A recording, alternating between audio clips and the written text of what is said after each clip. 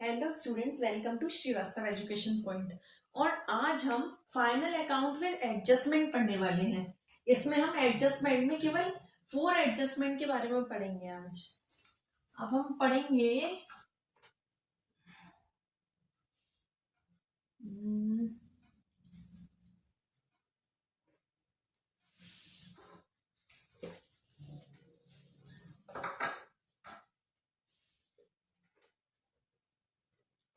Outstanding,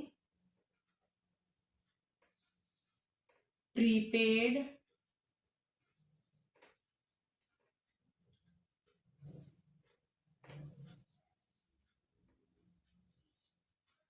outstanding expenses, Hindi में कहते हैं अदत्त। प्रीपेड यानी कि पूर्व दत्त। नेक्स्ट है एक्रूड,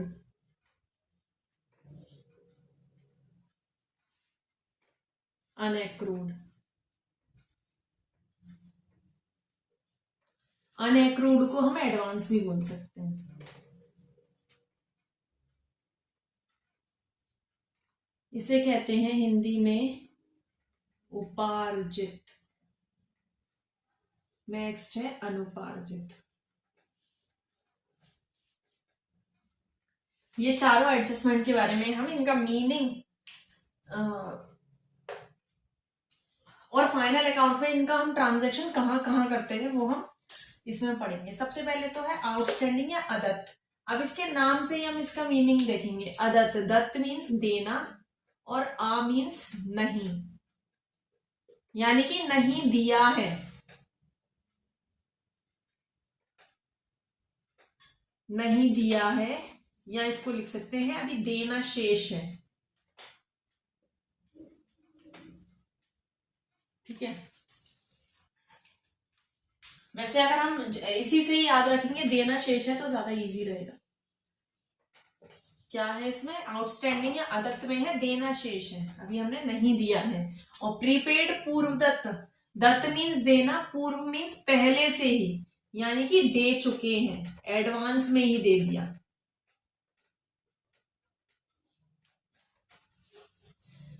एक्रूड मीन्स होता है उपार्जित। अर्जित मीन्स मिलना, उप मीन्स नहीं, यानी कि मिलना शेष है, नहीं मिला है अभी, मिलना शेष है। और अनुपार्जित मीन्स अनएक्रूड या अनुपार्जित।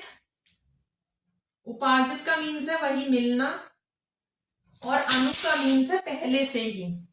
अगर कोई भी अमाउंट या कोई भी इनकम है जो हमें एडवांस में ही मिल चुकी है तो उसे हम बोलेंगे अनएक्रूड।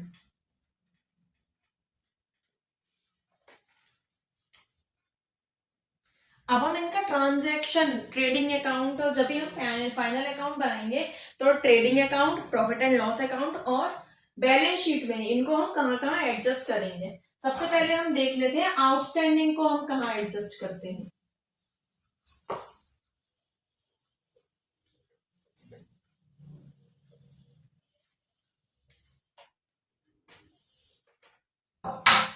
तो आउटस्टैंडिंग जितने भी एक्सपेंसेस होते हैं, जैसे कि आउटस्टैंडिंग सैलरी है, सैलरी अभी हमने नहीं दी है, देना शेष है, या आउटस्टैंडिंग वेजेस है, या फिर आउटस्टैंडिंग फ्रेट है, जो भी हमने अभी नहीं दिया है, देना शेष है, तो हम इसे क्या करेंगे?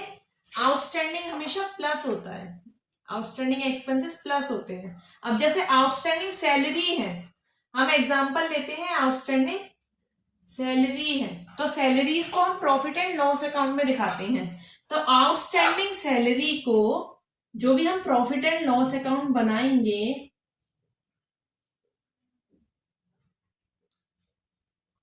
और उसमें डेबिट साइड पर हम सैलरीज लिखते हैं,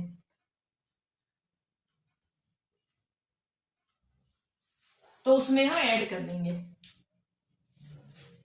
और बैलेंस शीट में दिखाते हैं लायबिलिटीज साइड।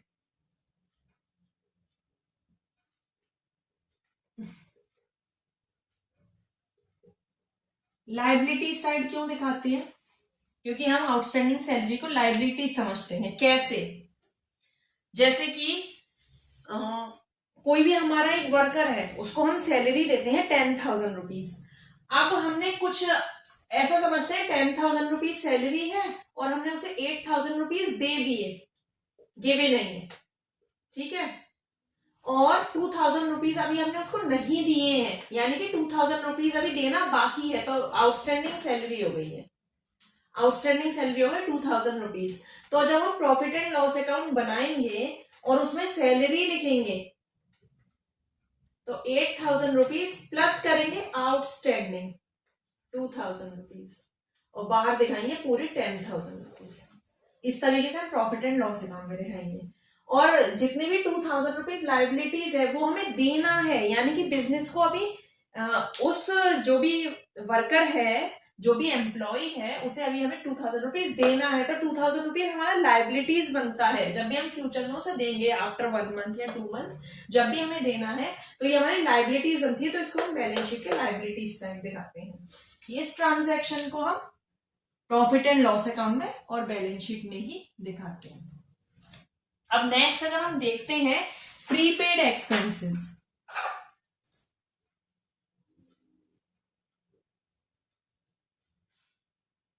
सैलरीज का ही एग्जांपल लेंगे जिससे हमें इजी हो जाएगा।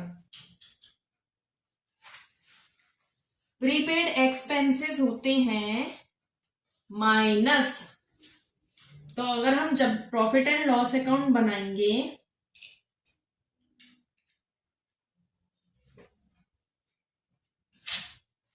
तो उसमें डेबिट में जब भी हम सैलरीज लिखेंगे तो सैलरी में से होगा माइनस। जैसे कि अभी हमने देखा था 10,000 रुपीज सैलरी है और हमने 8,000 रुपीज दिए हैं। अब हम इससे ही समझते हैं प्रीपेड यानी कि पहले से दे दिया है, एडवांस में उसे थोड़े ज्यादा अमाउंट दे दिया है। अब हम ऐसे समझते हैं जैसे अगर उसकी सैलरी, किसी एम्प्लॉय की सैलरी 10,000 रुपीज है और अगर हमने उसको 12,000 रुपीज गिवन है, एडवांस में 2,000 और दे दिए, 10,000 तो हमने उसकी सैलरी के दिए, 2,000 हमने आगे के महीने के या फिर नेक्स्ट मंथ के हमने उसको 2,000 रुपीज भी दे दिए हैं। तो जब हम प्रॉफिट एंड लॉस अकाउंट बनाएंगे तब उसमें गिवन सैलरी कितनी है? गिवन सैलरी है 12,000, तो हम यहाँ लिखेंगे 12,000, लेकिन 2,000 रुपीज नेक्स्ट मंथ की है या नेक्स्ट ईयर की है, तो हम 2,000 रुपीज माइनस करके यहाँ लिखेंगे 10,000 रुपीज। आएगा यहाँ हमेशा 10,000 अमाउंट ही। एक चीज बहुत इंपॉर्टेंट है जो मैं आपको बता देती हूँ, जैसे कि जब भी हम फाइनल अकाउंट बनाते हैं, फाइनल अकाउंट में यहाँ हम ट्रेडिंग बनाए, प्रॉफिट एंड लॉस बनाए या फिर बैलेंस शीट बनाए, जो भी उस ईयर का अमाउंट है या फिर कोई कुछ और चीज है, जैसे सैलरी नहीं है, इंटरेस्ट है, बैड डेट्स हैं या प्रोविजंस हैं, तो जो भी ट्रांजैक्शंस हम इसमें रिकॉर्ड करते हैं उसी ईयर की करनी है। जैसे कि अब जो भी ईयर है 2022 से 23 तक ले लेते हैं, ये ईयर चल रहा है, तो इस ईयर में जितने भी हम ट्रांजैक्शंस करते हैं, चाहे वो दिए हैं या नहीं दिए हैं, आउटस्टैंडिंग है, प्रीपेड है, कुछ भी है, सबका हम यहाँ पे ट्रांजैक्शन करेंगे। लेकिन अगर कोई नेक्स्ट ईयर का है, जैसे ये 2,000 रुपीज नेक्स्ट मंथ के दे दिए थे, एडवांस था, ये एडवांस लिख लो या प्रीपेड है, जो भी हमने एडवांस में दे दिया है पहले से, तो हम उसका ट्रांजैक्शन इसमें कभी भी नहीं दिखाएंगे। प्रॉफिट एंड लॉस अकाउंट में हमेशा जो भी उस ईयर का होगा, दे दिया है तो ठीक है, नहीं दिया है तो भी उसमें ही दिखाना है, प्लस करके माइनस करके जो भी फिर हमारे रूल्स के अकॉर्डिंग प्रीपेड या आउटस्टैंडिंग बनता है वो दिखाना है। और अगर नेक्स्ट ईयर का दे दिया तो उसे हम माइनस करते हैं, ठीक है। तो हम इसको दिखाएंगे प्रॉफिट एंड लॉस अकाउंट के डेबिट में माइनस करके, और बैलेंस शीट में शो करते हैं एसेट साइड। अब एसेट साइड क्यों शो करना है हमें? क्योंकि ये हमारी एसेट्स है, हमने 2,000 रुपीज पहले से ही दे दिए हैं, यानी कि जब हम नेक्स्ट मंथ में उसको सैलरी देंगे तो हम 8,000 रुपीज देंगे, ये 2,000 हमारी एसेट है। उसकी एसेट कब होगी? नेक्स्ट ईयर में उसकी एसेट होगी, और जब 8,000 रुपीज हमें पे करने होंगे, तो इस वाली प्रीपेड एक्सपेंसेस जो ये एडजस्टमेंट है, इसका हम ट्रांजेक्शन दो उसमें करेंगे, प्रॉफिट एंड लॉस अकाउंट में करेंगे डेबिट साइड माइनस करके। ये किया है हमने 12,000 में से 2,000 रुपीज माइनस, और बैलेंस शीट में दिखाएंगे एसेट साइड। इसके बाद हमें सीखनी है दो और हैं, एक्रूड और अनएक्रूड।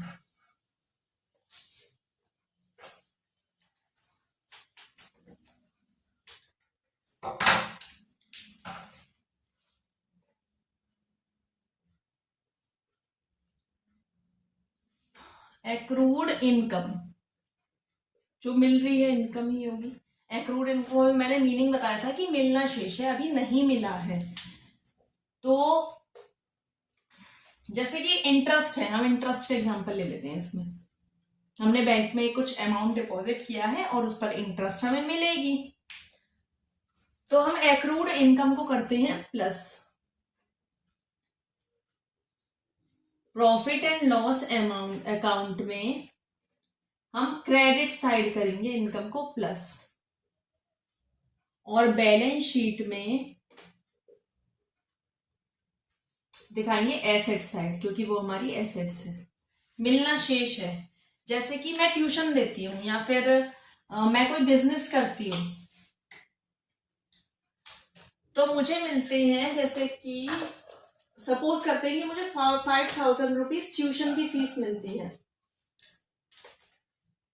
और इस महीने में एक्रूड का मीनिंग होता है मिलना शेष है, यानी कि मुझे अभी 5000 रुपीज नहीं मिले हैं, या 5000 में से मैं देखती हूँ कि मुझे 3000 रुपीज मिल गए हैं और 2000 रुपीज हमें नहीं मिले हैं। तो हम बनाएंगे प्रॉफिट एंड लॉस अकाउंट, और प्रॉफिट एंड लॉस अकाउंट में हम दिखाएंगे एक्रूड इनकम। सबसे पहले तो वो लिख लेंगे, जैसे फीस है तो फीस हमें मिली है 3000 मिले हैं, प्लस करेंगे एक्रूड 2000 रुपीज, तो ये बाहर आ जाएगा 5000 रुपीज। और ये हमारी एसेट है, चाहे हमें मिली है या नहीं मिली है, कि हमने सेवाएं दे दी हैं, जो भी हमने सर्विसेज हमें इस मंथ की है, इस ईयर की देनी थी, वो हम दे चुके हैं ऑलरेडी। तो सर्विसेज दे दी, यानी कि अब हमें जो भी अमाउंट मिलेगा वो हमारी इनकम है या हमारी एसेट है, तो हम इसको बैलेंस शीट के एसेट साइड शो करते हैं। नेक्स्ट है अनएक्रूड। अनएक्रूड इनकम ये होती है अनएक्रूड इनकम माइनस, जैसे कि ट्यूशन फीस है 5000, अनएक्रूड का मीनिंग मैंने बताया था पहले से ही मिल चुका है, एडवांस दे दिया है, यानी कि 5000 रुपीज ट्यूशन की फीस थी और मुझे मिल गए हैं 8000 रुपीज। ये ध्यान रखना है कि बाहर 5 ही दिखाना है, चाहे 8 मिले चाहे 10 मिले। अब इसका ट्रांजेक्शन करेंगे कैसे, 8000 में से अब हमें 3000 रुपीज जो अमाउंट है वो एडवांस में मिल गया है, यानी कि वो अनएक्रूड है। और मैंने बताया था जब भी अनएक्रूड कोई अमाउंट होगा तो अनएक्रूड इनकम हमेशा माइनस होंगी। तो हम ट्यूशन की फीस दिखाएंगे 8000 रुपीज, या 3 की जगह 8 दिखाएंगे। 8000 रिसीव हुई है लेकिन अनएक्रूड है 3000 रुपीज, तो माइनस कर देंगे अनएक्रूड 3000 और बाहर आएगा 5000। तो हम क्या लिखेंगे यहाँ पर, कहाँ शो करते हैं इसे, हम करते हैं प्रॉफिट एंड लॉस अकाउंट के क्रेडिट साइड माइनस करके, और बैलेंस शीट में शो करते हैं हमें 8000 रुपीज मिल गए हैं, यानी कि हमें 3000 एक्स्ट्रा मिले हैं जो अभी इस ईयर के नहीं है, हमें नेक्स्ट ईयर में या फिर जो भी नेक्स्ट मंथ के हैं वो पहले से ही मिल गए हैं। तो ये हमारी लाइबिलिटी है कि 3000 रुपीज जो हमें एक्स्ट्रा मिले हैं उसकी सर्विसेज अभी ड्यू है, अभी हमें देनी बाकी है, तो ये हमारे लिए लाइबिलिटीज हुई। इसलिए हम लिखेंगे बैलेंस शीट के लाइबिलिटीज साइड। अगर आपको ये कॉन्सेप्ट समझ में आया हो, ये सारी एडजस्टमेंट समझ आई हो, तो आप मेरी वीडियो को लाइक शेयर एंड चैनल को सब्सक्राइब कीजिए। Thank you for watching my video.